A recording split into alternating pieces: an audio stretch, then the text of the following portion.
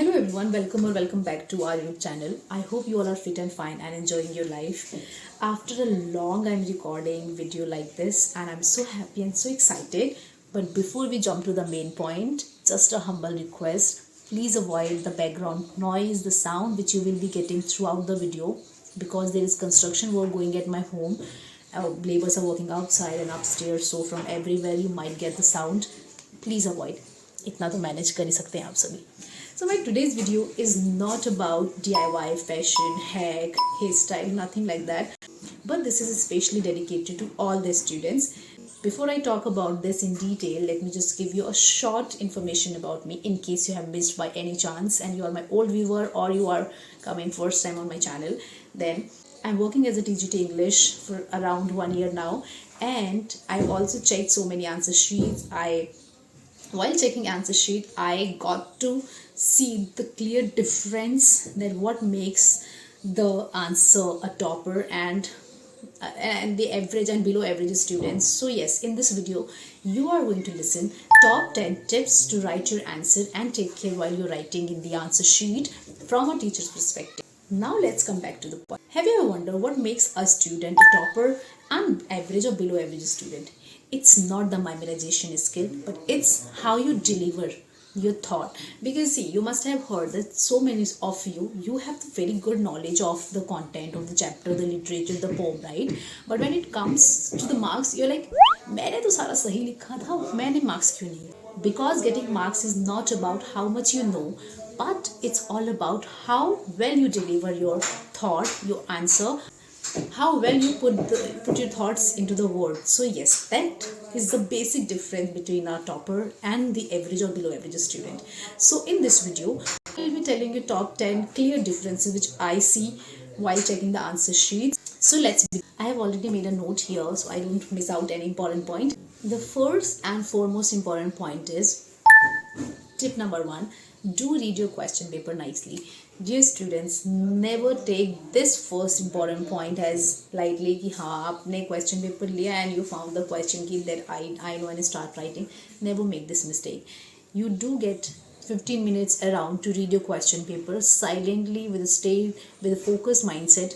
Go through every question nicely with a pencil in your hand. Just read it.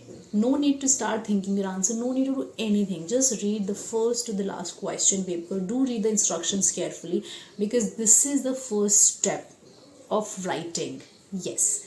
And here only many students make this mistake, which I found that while checking the answer, I see the first 2 to 3 answers they're very confidently writing, and afterwards they get so confused. Their answer is like that I, being a teacher, I'm like, मैंने ये कब पढ़ाया आपको भाई साहब. So yes, do take your time out, 10 minutes, if required 15 minutes. If there is any difficult word you don't know, do underline any question which you are 100% confident about. So what I used to do was that I used to put a tick that this question I know, and the questions I was a little doubtful or I was like 50-50 type, so I used to attempt the questions later. So first thing you all will remember, that is, do read your question paper nicely. And when I say read, I don't mean that start answering even on the question paper. No need to do that. You can simply put a tick and you can leave the rest one like that only, but the instructions should be clear. This will help you to know that how much time you have to divide, right? So take care of that. Tip number 2, identify the keywords. This is the another clear difference between a toppers and the average or below average students answer sheet. Keywords, as I said, keywords is the key to success. Yes, because okay, now tell me, the questions, whatever you get from the book or outside the book, it does come from the story itself. The characters, the plot, the setting, everything remains same. What makes your answer different is the keywords. Please do understand what the question wants to ask. Answer accordingly. Do modify the words. You don't have to write the summary of the story in every question. भाई आपको marks नहीं मिलेंगे. If the question is with why, do start your answer with this is because. If your question is how, then start your answer with this happened in this way. Please find the keywords, that what does an examiner or what does your teacher want to ask you. and then answer the question accordingly. Also take care that whatever the keyword is, you are using the keyword in your answer. It should not happen that you have completely ignored the keyword and then you're writing the summary. That's not possible. Then you don't get the marks then. And this is what I see, that how a topper has answered the same question smartly, even though the question was from out of the book, even though question was never done in the classroom. The topper is able to write it down. Reason is, questions तो उस कहानी से ही बन के आ रहे हैं. This we have to understand. Tip number 3 is neat and clean answer. Oh my god, I can't tell you. Now understand. Okay, as a language teacher, I know how much you all write. You write literally so much. Even the student who gets the border line mark, they also take the extra sheet to write the answers. So you understand the stress of a teacher, and every teacher does get the limited time to check the answer, because we have to check, then upload the marks, and then submit in school. So we do have limited time, but the answers are very lengthy. No teacher, including me, we don't like to spend so much of time writing specs कि इसने क्या लिखा है. नहीं, हम ऐसा नहीं करते हैं बेटा. So you need to take care that whatever you're writing less, you're writing more, do write that neat and clean. My neat and clean, I absolutely do not mean that change your handwriting overnight. I don't mean that. My neat and clean, I simply mean that do keep the space between two different words. Whatever letter you're writing, is that R, whether that's R, E, A, write that clearly, so while checking we do not have to spend so much of time. As mentioned, because we have to check more than 200 of sheets, we don't have much time to spend while checking the answer sheet. So simply we read, we give us some time, and then if we don't understand, so even if your answer is right, you don't get the marks. So yeah, this is what happens. In this only, tip number 3 only will add that once your answer is done, I really like the way some of my kids, of course the topper kids, what they do is that they leave the proper space between two answers, and some of them even draw a line. Now drawing a line is completely up to you. If you are good at managing time, go ahead. You're not good at managing time, do not. Then don't take risk, because again you need to take the scale and the pencil and then draw a line and then erase line. You don't have to do this much of drama, but yes, if you do that, your answer does look organized, and while checking, we teachers feel so happy and we happily check your answer. So even if there is a minor error, we don't even notice that. We miss to notice, because your answer is that organized and it looks neat and clean. So we are like, answer to sahi hi hoga. It doesn't mean that we check blindly, but it also means that if there is a minor error, it gets missed at times. Tip number 4 is avoid so much of kata piti. Even if your answer is incorrect or mistakenly you have written any wrong word, you don't have to do guchur, because this makes your answer sheet look pathetic. And as mentioned, that we teachers have so many sheets to check, we really do not like checking any answer sheet which is not organized. And even if your answer is correct, now let's imagine, like I'll tell you, when some of my kids, what they do is that 3 words they have written, 4th is incorrect, and then let's say 5th and 6th correct, and then 7th incorrect. So what they would do is they would do put. But you don't have to start making a sketch. And because imagine, even if that's the 4 or 5 line answer, and in that your 4 words were all, even minimum 4 words were incorrect, and 4 kadapiti everywhere, this has already played a little role in deducting your marks. So stop doing that. Instead, what a topper would do, and topper does, like my students also do that, is this: simply put a line. The incorrect answer, put a line. There is nothing happening. It's okay. You have not committed a crime. Even if teacher reads your incorrect word, you're not getting any minus point for that. Just draw a line, and that's it. Drawing a line simply means that this is incorrect, and we teachers do not notice what you have written. We don't, again coming back to the point that we already have bundle of sheets to check. We don't want to be overburdened by reading your incorrect answers also. So stop doing so much of kata piti. Do not start that painting class. Another mistake which I also used to make was I used to save papers. I don't know why. But examination is not the right time to save your papers. Don't do that. Do save your paper in class, do save your paper whenever it's required, but examination is not the right time. You are not going to save tree by saving 2 lines, because anyways the bundle is going to be checked and the rest paper is already wasted. So do utilize the proper space. Take your required space. You feel that the another one word which is not fitting in the last line, do not forcefully write it down in the small letters and making the small font. Don't do that. Do use the another line. Once your answer is done, one answer is done, leave at least 2 lines and then start your third answer. 2 to 3 lines you should leave, and then not even 1 line. Do leave more than a line and then start. And even to be on the safer side, you draw a line. But again, disclaimer, it's only for those students who do not struggle with time management.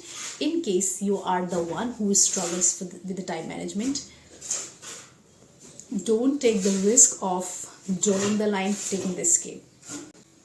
Tip number 6 is, please know the fact that you're not getting any extra marks for using various colors in your exam.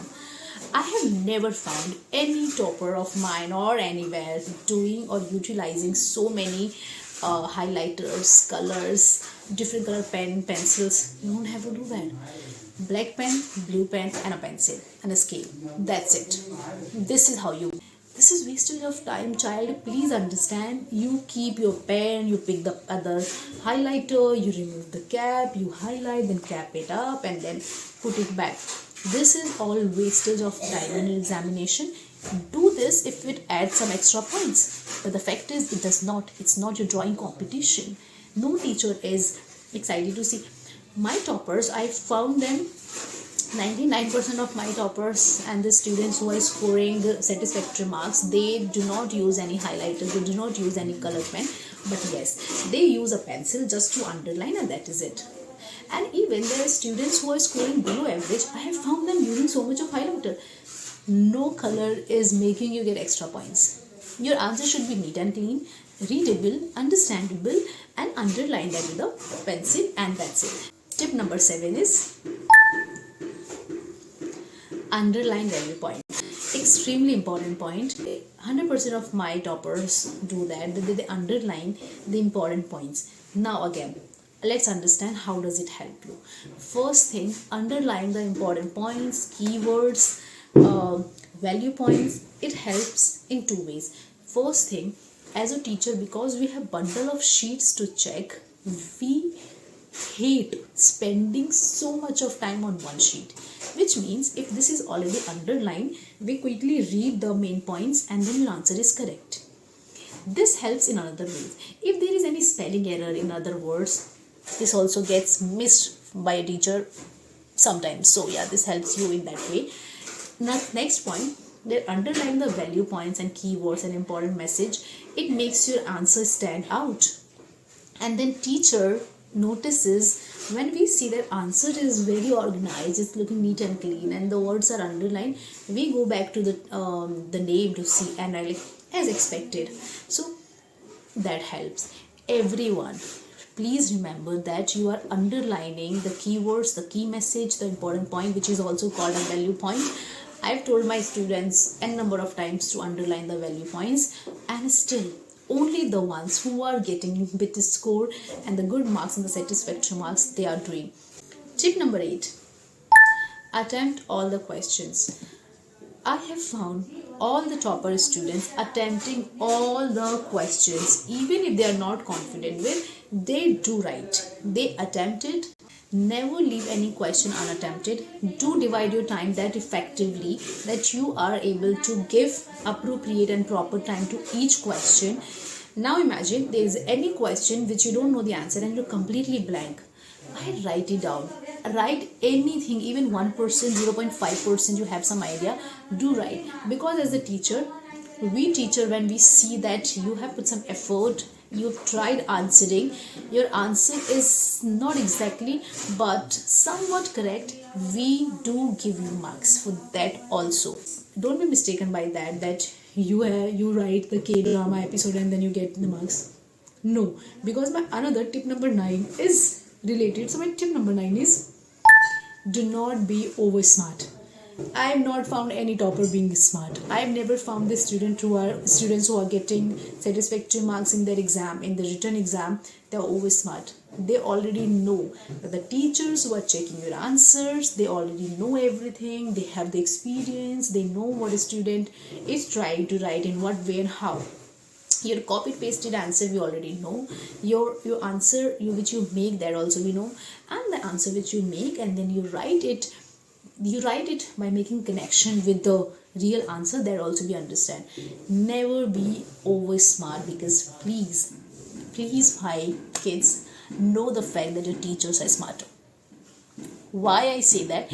Because we have come to this position with so much of experience, and that is how we already know that what you're trying to do. Forward, the last tip and last very important tip is that whenever you start writing your answer, the last page of your answer booklet, you can give that and write on top a rough page. Now what happens, let's say it's your English exam and you're confused with the spelling. So instead of doing experiment on the main sheet that this is the correct spelling or that is the correct spelling, better you go to the rough page last and write the spelling. At times it also happens that you're struggling with framing the correct answer, so the rough page will help you.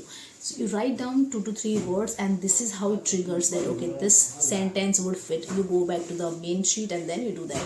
It does not waste your time at all. It does not consume extra time. So it's a tip, and it's a very useful tip, because last page, just to be sure with the spelling and the sentence structure.